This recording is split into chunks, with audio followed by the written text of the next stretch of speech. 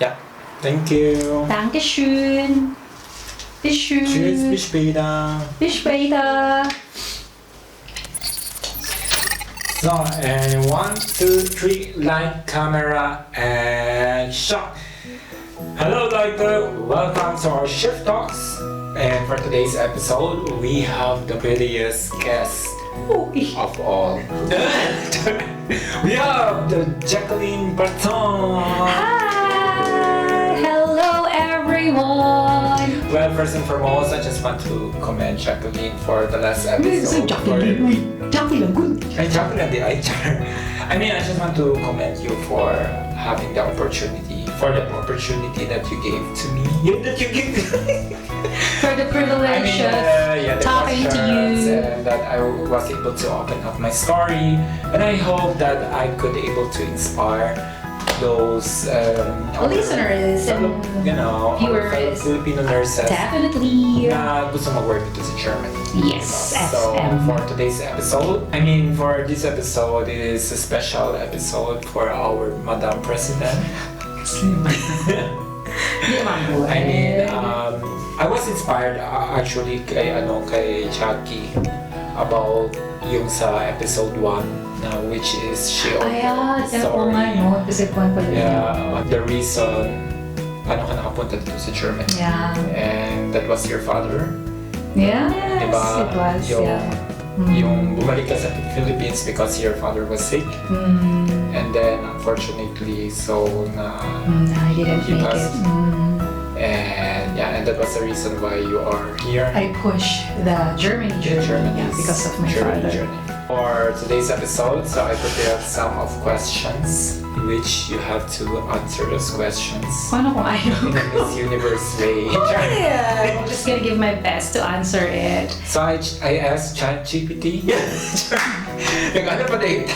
Anong ChatGPT man? No, it's not ChatGPT. I've actually prepared some questions, which it also reflects on your story. Especially on the episode 1, a lot of people were also inspired by your story. Hopefully. And we had a lot of views for that episode. And that's why making episode 5. We are down to episode 5. Siyempre, mag-start na sa family. Diba? Kasi the last that you have interviewed me last time, so you started also with the family. So I will also start with the family. So first and foremost, so you have mentioned I think it's the first episode, or I think as friend. So you mentioned na you are the middle child. So ano ba yung impact na as middle child for you? Ano ba yung parang yung journey mo as a middle child with your family? Well, I've heard a lot of things about like being a middle child, so I can also testify to that. Like there's really a middle child syndrome. I don't know kung ako lang na, but this is also like based on my experience. Like I think being the middle child, sometimes I don't know how to explain it, but kasi for me growing up, since I'm the middle, I think my parents was so focused with my brother, with my kuya, and with my sister, with my younger sister. So I thought growing up that I have the less attention, I have the less care, the less love. So growing up, yun talaga yung nasa utak ko na pakiramdam ko hindi ako yung main priority ng family. Not unless when my father died. Because that's when parang nag-open yung eyes ko na mali pala yung mga iniisip ko. That I thought I was neglected all this time because of what I feel, because of what I see. That I think my mom would always tell me na kaya ko kasi. Kaya hindi nila ako tinatanong. Na I am strong, kaya nakafocus sila sa sister ko, nakafocus yung guidance nila sa kapatid ko. But actually, I'm not strong. I just need to be strong. But I think if I see that as your friend, I think you're such a strong, independent woman, no? I don't know. Actually, hindi ko talaga siya alam because growing up, I thought na sobrang weak kong tao. Yeah. Not unless that I was able to work abroad. And that's when I realized and see na, ay, malakas pala ako. That I thought na mahina ako, but no, I am a strong person. But I need to be strong because I have to be strong for myself. I think also, I also agree with that na as a middle child is always the neglected child. Siguro hindi naman gusto ng family, ng parents natin na ganun yung iparamdam sa atin. But growing up, yun yung nafe-feel ko. Talaga na I feel like I was... Yung hati yung hati yung attention na... Ilang siblings kayo? 3. So literally talaga, I'm the middle. So, yung talaga. eldest is your sister? No, the eldest is my brother, si Kuya, and the youngest si Karen, yung younger sister ko na nasa Qatar. So, almost like growing up, the main focus talaga with the family. Kasi syempre, if May you're... family na sila? My younger sister has her own family na in Qatar. Si Kuya wala pa. So, parang... Pero yung kuya mo nasa Pinas pa? Yeah, he's in Cebu na talaga. So, he's in Cebu. So, so paano siya nakapunta? I mean, from Zamboanga to si Kuya kasi, after niyang nag-graduate sa Philippines, after niya nag-graduate sa Zamboanga, nung nagkasakit si Mama, that was yung driving season niya na he needs to go to Cebu to find a right job, find a right work kasi hindi naman kami, I mean, growing up, hindi kami ganun ka-privileged talaga sa buhay. So, nag-strive hard si Kuya for our family kasi Papa, maaga siyang nag-retire sa pagiging sundalo. So nung nag-retire si Papa of being a soldier, si Kuya yung naging breadwinner namin. So much respect with my brother kung paano niya kami tinaguyod when I was still studying talaga. So, okay, alright. Yeah. No, but going back now, I don't want my mom think na neglect nila ako. But that's like what I feel growing up na pakiramdam ko lessing attention nila sa akin because they thought na kaya ko. They thought that I'm strong. Siguro yun yung pinaportray ko. But when my father died, that's when I realized, when I heard a lot of positive things about how proud my father of me, doon ko na-realize na, okay, they love me pala. So I was just the one who was thinking about it na yun yung iniisip nila. So mali yung thinking ko na I was neglected, mali yung thinking ko na akala ko hindi nila ako mahal, but they care for me naman pala. But the fact that you're a middle child, yun yung iniisip nila na kaya mo yan, you can do it. Alam, nandun yung nakikita nila yung strength sa'yo na hindi mo kailangan ng tulong. That's why inaalaw ka nila na mag-grow at ma-achieve yung mga pangarap na gusto mo. So I don't want my mom to misinterpret it. Pero I think a chapter of your life na parang those chapters before na akala mo na ganun yung treatment na family sa'yo. Yes. But in the long run, that's when I realized na ganun pala yung which is at the end of the day, so you are still loved. Yes. Akala lang talaga nila na nakikita kasi nila na pinoportray ko that I am a very strong person. So they thought na kaya nila yan. Kaya niya yan. Hindi niya kailangan ng tulong. So something like that. So it's just a matter of communicating with the family. Siguro, or like you change your... I think so because di ba on the long run parang doon natin ma-feel din yung how our family connects with us. Di ba? Kasi as we grow, we realize also something na ganun pala yung treatment ng family natin sa atin. Kasi ako din, it's the same thing because you're also a middle child. I'm a middle child. I felt like I was a neglected child kasi hati yung attention. Yung attention. Na which is ngayon, hindi ko na siya minamind kung ano yung attention na napunta sa akin from my parents. But for me, because I know na I have this unconditional love, the forever gratefulness from my parents na how they supported me, and also yun, di ba, as we grow, doon natin na foster yung love natin with the parents. Yes, and that is something that you will tend to understand everything as you age. As you age, and you give so much importance to that kind of perspective. And so much respect to your parents as well. No? Okay. Okay, next question. what is one thing that... One thing. Say one thing. What's one sacrifice your parents made that you only appreciated as an adult? So when I was still studying, kasi I don't understand before bakit ako every semester, every bayaran, nakapila ako palagi sa promissory note. Oh? Yes, because we don't have the money to pay for my tuition.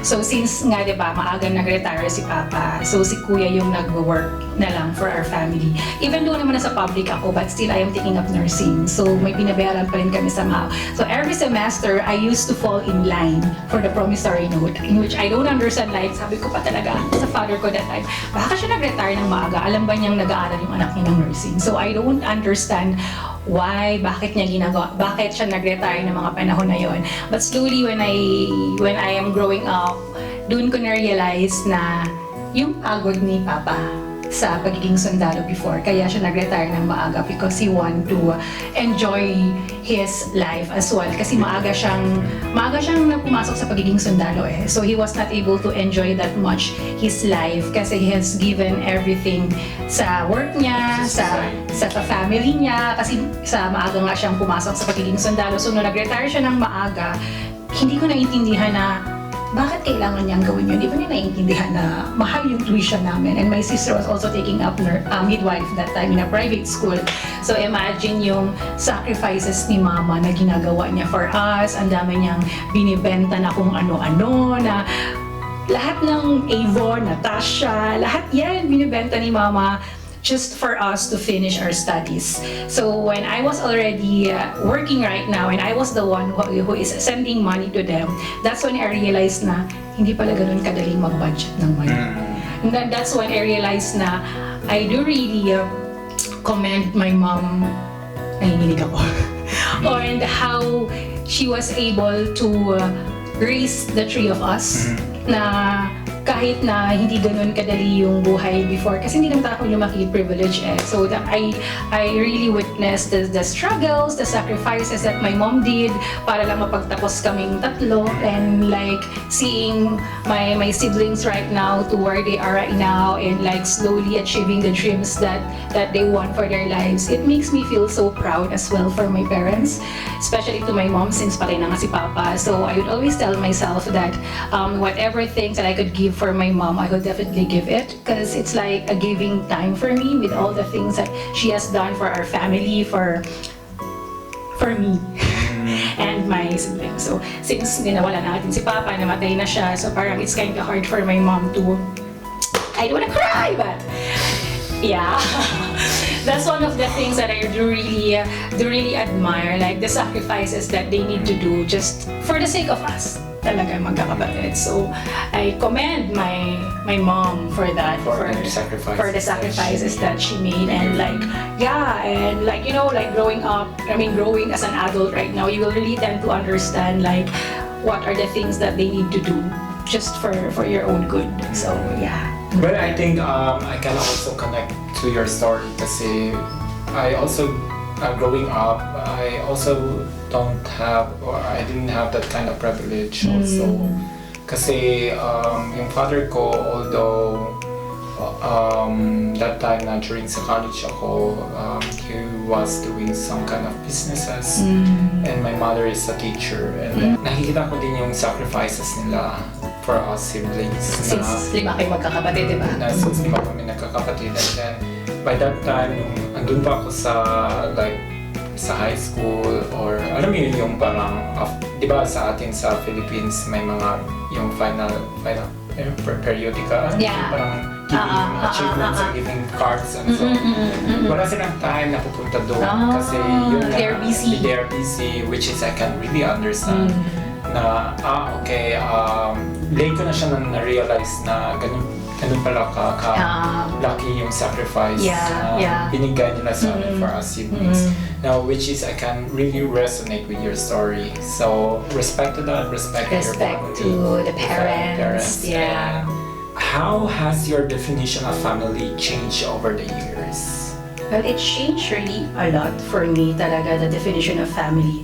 Especially siguro for us working abroad, like you are away from your family, wala ka sa mga special events nila. Especially like right now, my mom is just alone in the Philippines since my sister is also working in Qatar, my brother is in Cebu, so it's just like my mom and my pamangkin who's in Zamboanga right now. So it's kind of hard. So it makes me more na-widen yung na-widen yung meaning ng family sa iyo. So as much as possible, I really wanna go home yearly kung given ka chance nga twice a year just to spend more time with your family, the respect that you have with your mom, and just slowly understanding the things ba that life has to offer, na ito pala yung buhay talaga na kakaharapin mo as you age. Kasi growing up naman, kapag nung kabataan mo, more on happiness ka lang, you just wanted to finish your studies, achieve your goals. But when life happens, that's when it changed a lot of things in your life. How you see life, not just with the family, but as well as with yourself, with the people that surrounds you. It really changed as you go on with your journey. And it really evolves. Exactly. And as you transition from that journey to another journey, sobrang mawawiden yung perspective mo, not just with your life, but how you deal as well with your family. And how you spend your life the next. It's the love, it's the sacrifices that you've given. Kasi sometimes man lang yung sacrifice mo na naman yung uwi ka once a year just to spend time with them, because our family is not, our parents are not getting younger anymore. Gusto lang din naman nila na to spend more time, more quality time with our with us. Wala na nga tayo sa mga special events nila sa buhay, diba? So as much as possible, if really given a chance, I always wanted to go home and to spend time with my mom since nag-isa na lang yun, diba? So yeah, that's it. Sehr schön. Sehr schön. Dinoich po ako ng kasama ko. Si Jacquie, no? She's really an eloquent. I know! Kaya bigyan mo din ako ng some eloquency.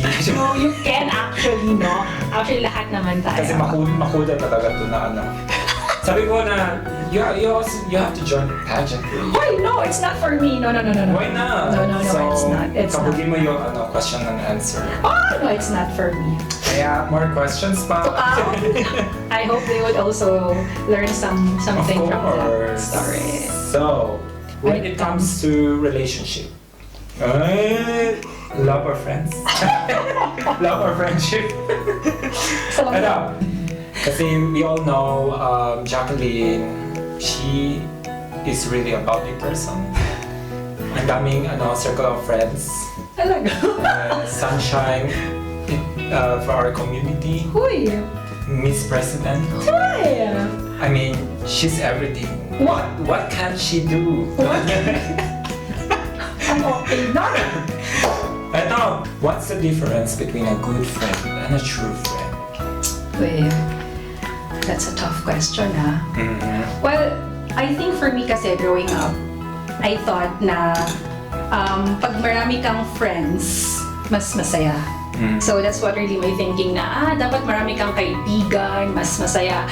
But as you age and when life happens, that's when you realize that it's not about the quantity, the number of friends that you have, but it's like more of the quality, the true ones, the real friends, or how should I say, not siguro real friends. Pero it's really hard talaga to distinguish between good and real friends. Siguro good friend who's always there. I mean, you can talk to every day. Pwedeng at work, you can have a good friend at work. But I think true friends are there in good times and in bad times. Who's there with you even though how busy they are. They would gonna make time with you.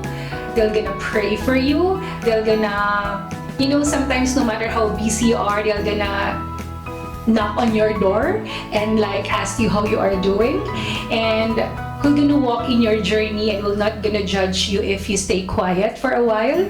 They will respect your boundaries, and I think true friends are the ones who will always be there in whatever season of your life you're into. And I think for me, what's important is like the respect that you have with each other. And one of the things I've learned growing up to be a friend to someone is how you are mindful and be intentional as a person. Kasi very important sa akin yung how intentional you are. Kasi sometimes, no, basta sabi mo na, I'm always there for you. But whenever you need that person, marami siyang alibi. So it's not being about intentional. Exact, that really counts. Exactly. And sometimes, kasi minsan nakakanilig lang tayo na, I'm always there for you. Whenever you need me, just call me. But when the time comes that you need someone, you can even count on them. So much important sa akin is how intentional you are with the person, with your friend, and how mindful we are with our action as well. Mindful in terms of how we talk with our friends, because sometimes we thought that too much closeness that we have nawawalan na yung boundaries, that we tend to say things that will gonna hurt someone that without even knowing na what if pag sinabi to sa akin ng tao, masasaktan ba ako? So actually I've been always receiving that kind of question, talaga like gusto mo yun, yung may background tayo ang tumutunog na ambulance. Yung love life mo,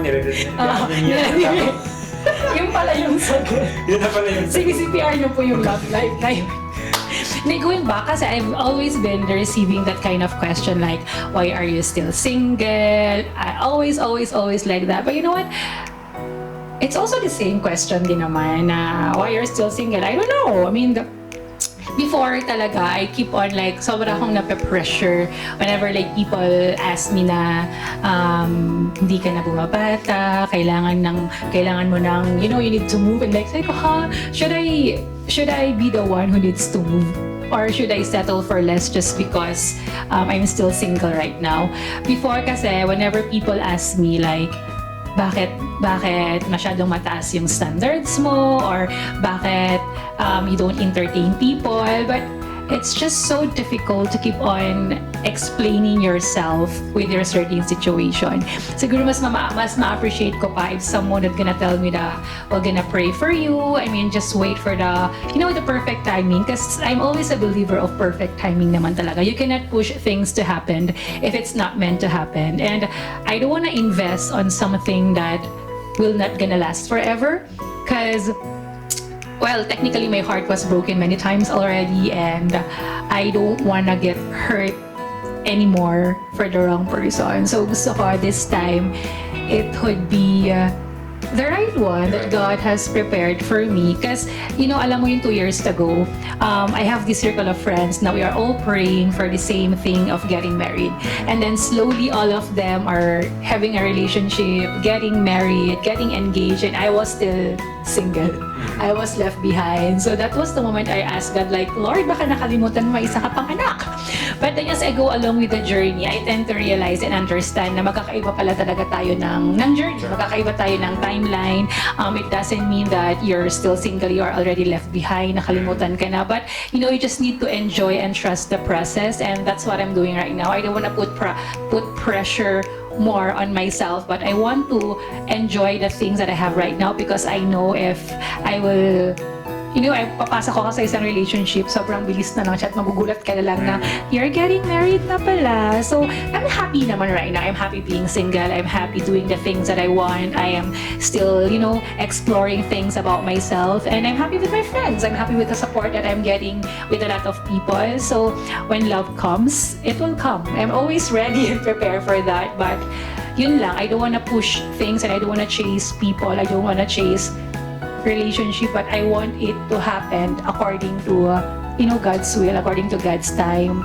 So what I really like your personality is that you are very talaga positive person. I mean, as well on the positivity. Oh, thank you naman. Really empower other people, and I think that is something that you can define your strength. Yeah. So yun talaga, kasi you are the one na, like, for example, ikaw yung nag-organize for the event, which is your intention is to spread positivity sa community natin, which is a lot of us, most of our friends na nakikita yung effort mo. Oh, thank you naman.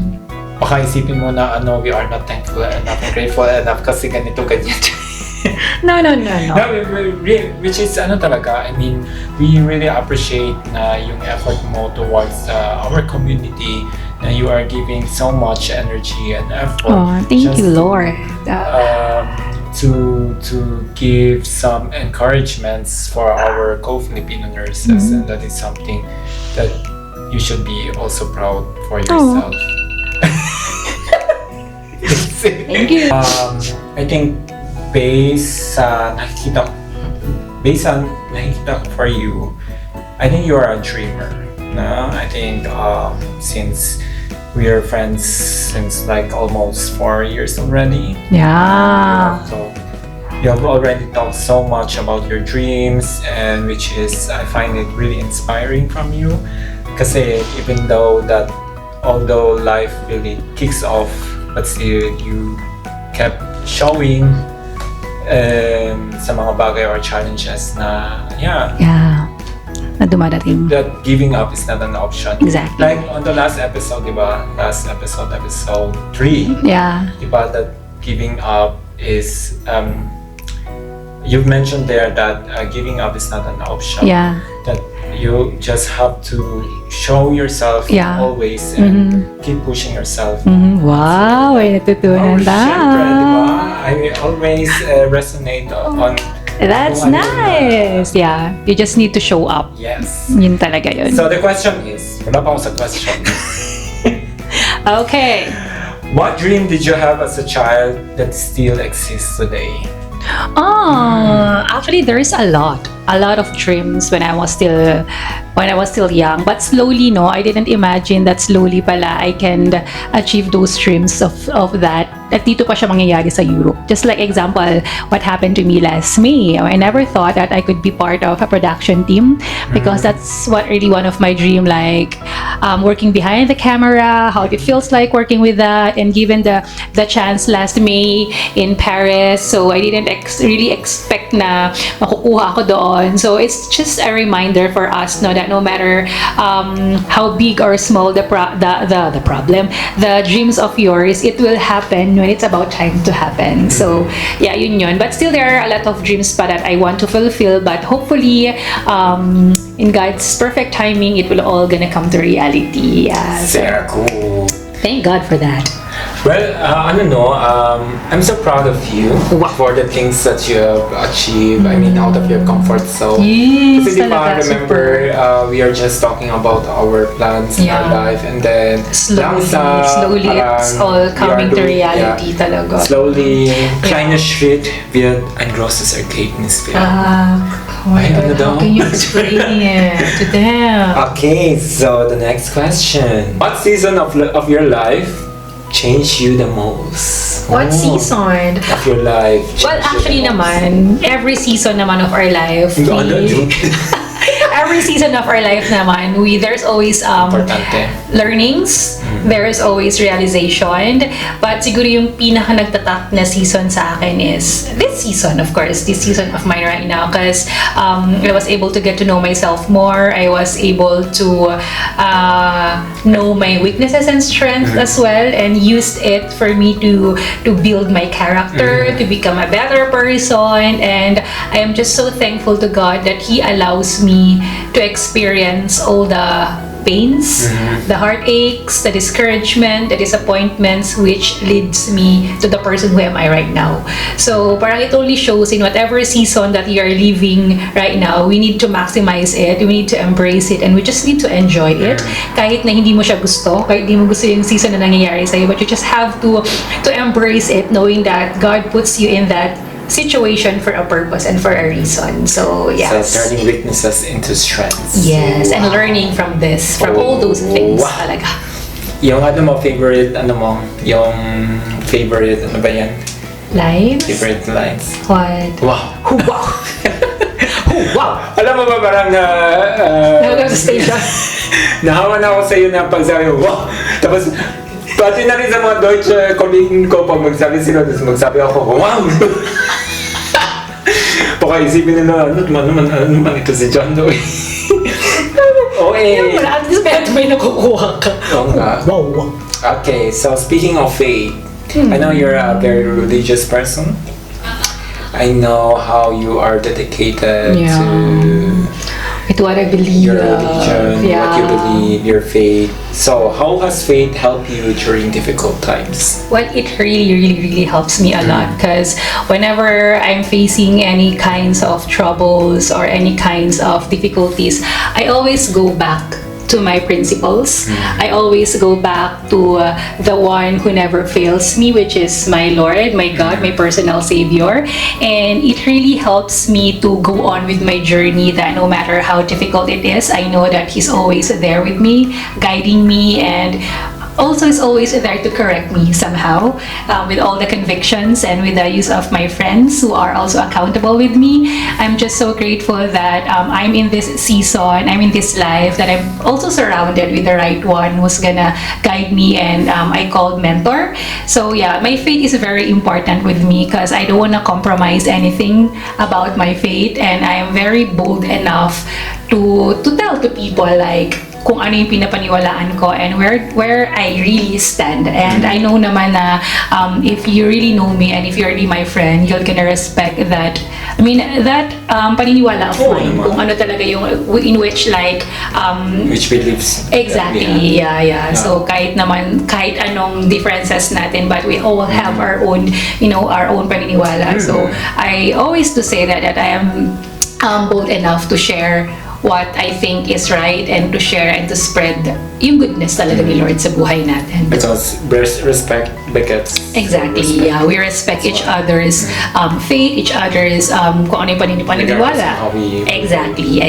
So yeah. Okay, so Alright. what a wonderful answer you have, Jacqueline Barton. Thank you so much for the very difficult question. Ito na, the last question. Bedtime reminder na yung phone ko. Yeah. Okay. Ito na, last question. What legacy do you want to leave behind? Ano naman yung legacy na yun, no? It's a good ending. I keep on asking myself that question, no? Ano yung magandang maiiwan mo kapag nawala ka na sa earth na to? True. Siguro, if there is one thing that I want the people to remember me is yung by me having a big heart.